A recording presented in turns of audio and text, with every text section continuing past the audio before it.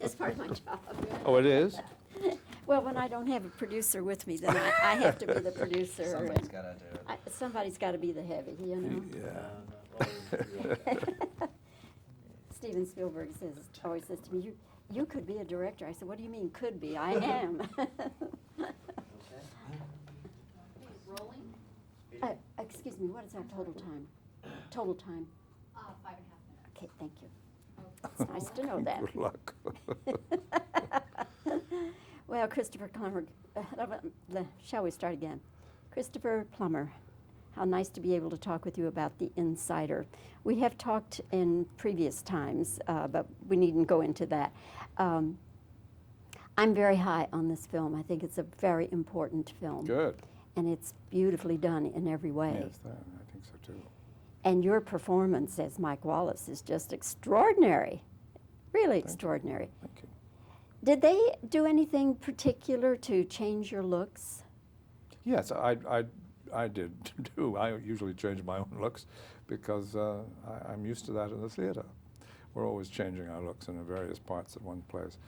I just tweaked my hair in a different way, parted it where he parts it, and didn't do an awful lot.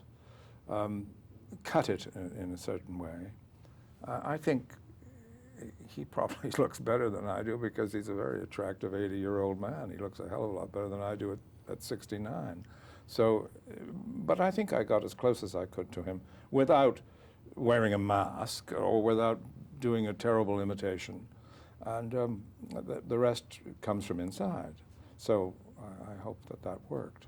No, we are not totally unalike in appearance. So it wasn't that big a jump to look like him. It wasn't that hard. I understand that he says he is not portrayed fairly in this film. He's not talking about the actor when he says that because he hasn't seen the film. He's obviously talking about the script that he feels the writers have not portrayed him. He couldn't be talking about me, he hasn't seen it yet. So he just maybe has some idea of how they're approaching it, and he doesn't Well, I think like he that. saw an earlier draft. I don't think, according to Mike Mann, he saw an earlier draft, which he didn't approve of, and he has not seen this one, which is different from that earlier draft. But I can't control that because that has nothing to do with me. I just play the part of Mike Wallace as closely as I possibly can and do my best. I can't put thoughts into his head or know what he's thinking. The reaction to some of the lines that you speak as Mike Wallace got a terrific reaction last night from an Great. Audience primarily made up of press people. Yeah, it's great. The line about wandering and in the whatever. Of National Radio, yes. Yes. Yeah, oh yes. No, well, I think the script captures his acid wit very well. I think it's quite accurate in that sense. Did you ever meet Mike Wallace? Yes, he interviewed me quite a few years ago when I was doing Iago on Broadway. And and I've watched him closely all my life since the early 50s when he was first on television. So he's been a very familiar figure and it's stuck in my head. And at the time you were being interviewed, you couldn't possibly have ever thought of playing him one day, could you? No, I didn't think so at all. But he is a larger-than-life creature. So he has theatricality about him, so I can use my own theatricality to great advantage when I play him. So it isn't that tough. It's just a little sensitive, but it's a good challenge. Were you or have you ever been a smoker? Yes, smoked all my life. Still do? No, I gave up in 1987, and I'm very happy I did, because I can now play 4 sets of tennis instead of 2, because I was beginning to flog at the end of 2, or flag. I would say, oh, let's stop and have a cigarette. You know how one does. And now I can breathe, and it saved my life, I think. It prolonged it, at least. It's curious to me that, at least as far as I could see last night, nobody is seen smoking in this film. Have you Yeah, noticed that's true. that? Yes, I did. That's true. Now, surely, out of all those shots of crowds and et cetera, Somebody would be smoking. Well, I don't know. We better talk to Michael about that. You better get some cigarettes back into the movie. No, I just thought it was a curious Yes, thing. it is a curious thing. You're quite right. It's something I didn't really give great thought to, because I was sort of more interested in what was going on with the dialogue, and which I thought was very original, and it sounded very, very much like a journalese kind of dialogue, and I thought unusual, and I think it rivets the audience because they don't hear language like that very often on the screen. And I think, too, a great credit to all of you is the fact that it's not so inside that people outside of the media cannot understand it. It's first and foremost an entertainment. Absolutely. It may be a little uneasy, but it's an entertainment nonetheless, yeah. Well, thank you very much for your time today, and congratulations on a Thank you really very much. spectacular performance so and a much. wonderful, wonderful film. Nice to see you. Thank you. Thank you, Mr. Plummer. Thank you.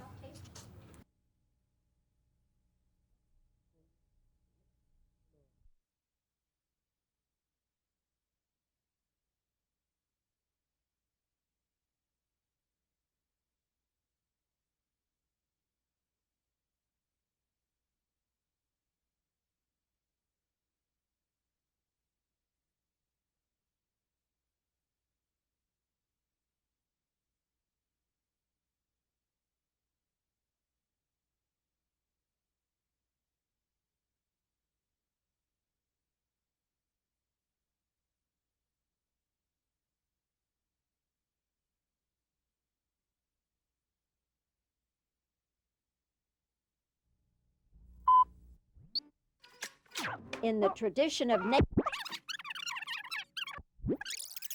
Well, his scarf. We decided not to go with the scarf.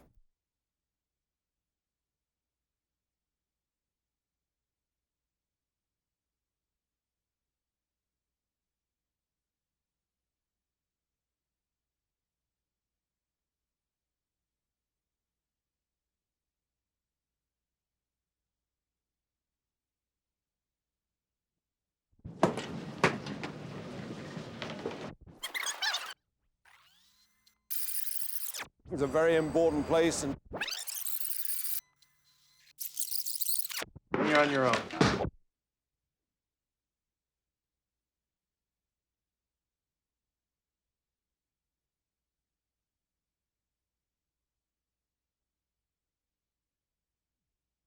And what the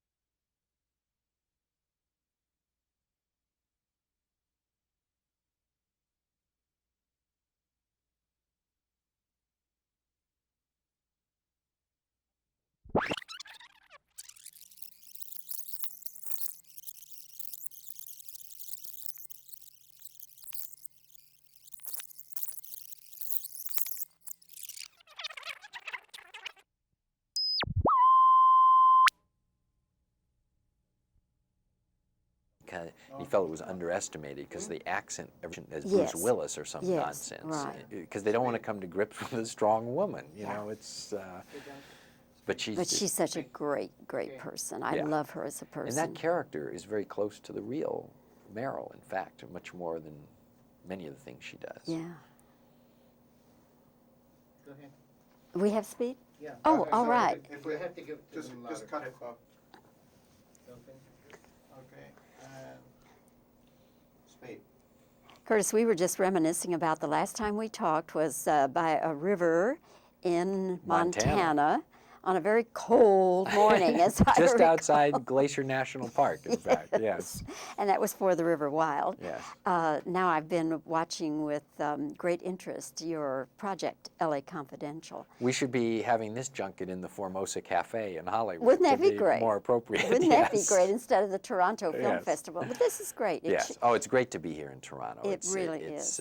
It's a wonderful festival because it's a festival about the movies as opposed to about the business of selling movies. And for me, of course, it's a thrill to be here with my entire starring cast, who are here not just because we like each other, but because we're so proud of the work we did together.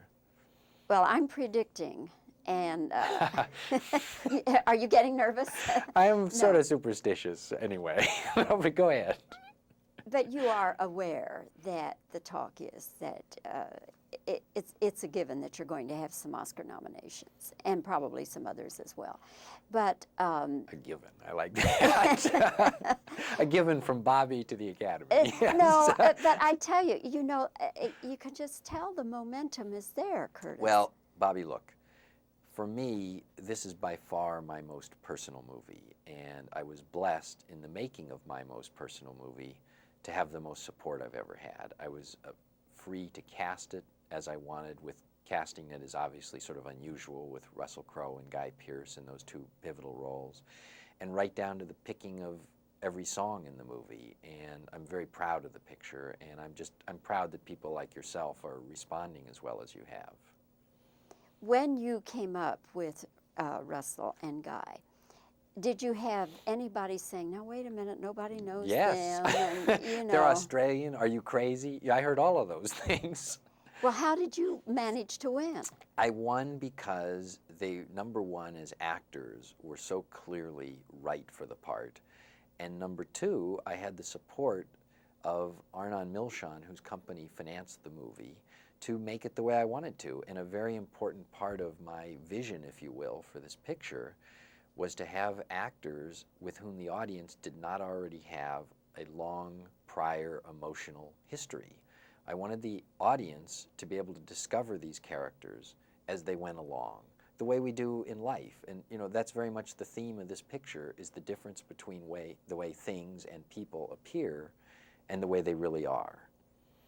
Did you have Guy and Russell already in place before you had Danny DeVito and Kim That's the Basinger? miracle of it. Yes, I first cast Russell and then Guy Pearce. We had a start date for the picture. That's what's so unusual. Then I went after Kevin and Danny and Kim, and the lesson is I was now in a very different position than one normally is. I was able to go to each of these stars and say, I'm starting this movie on such and such date that I love, and I would like you to be in it. Normally when a director goes to movie stars, what he's really saying, whether he's honest or not, is, will you help me arrange the financing for my movie, and by the way, when would you like to do it? And the actors recognized not only my passion, but the support that I was being given from the people putting up the money, and consequently they leapt in very quickly one after the other. Did the idea for the movie originate with you? Yes. I mean, it originated obviously with James Ellroy's book, which I read for pleasure. In fact, I read it and was thinking about it just prior to going off to make The River Wild. And I kept thinking about these characters while I was floating around on the water up there, and also thinking about the opportunity to make a movie about the city of my youth, Los Angeles. And so literally the week I came back, I went in and made a deal to write and direct the movie, and then I teamed up with Brian Helgeland, my screenwriting partner. I have to ask you this kind of a funny question. You're entitled. After all these compliments, you can ask anything. Okay. Oh, don't take me there, because I'll take full advantage of you. No, but I had never met Mr. Ellroy, and I said to him, "How would you like me to Nor had address I. you?" Yeah. And he said, "I said, Jim, Mr. Ellroy says dog." Now, is he putting me on, or does everyone call him dog? That's what they call him. That's what they do. He. Do you call him dog? I'm the one who doesn't, he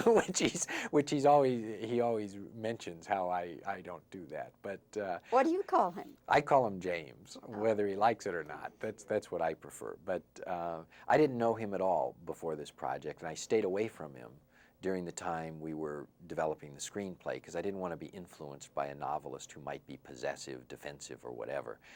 And that's why I'm so thrilled that he likes the movie as much as he does. And I think the reason he does is because he sees that even though it's different in certain specific ways from his book, it's very clear that his book was the inspiration for it, and his voice is very much alive in this movie. Well, again, it's a heck of a film, and I'll see you in March. Thank you. I won't intimidate you anymore. Thank you. Thank you, Curtis. Isn't Kim great in the movie?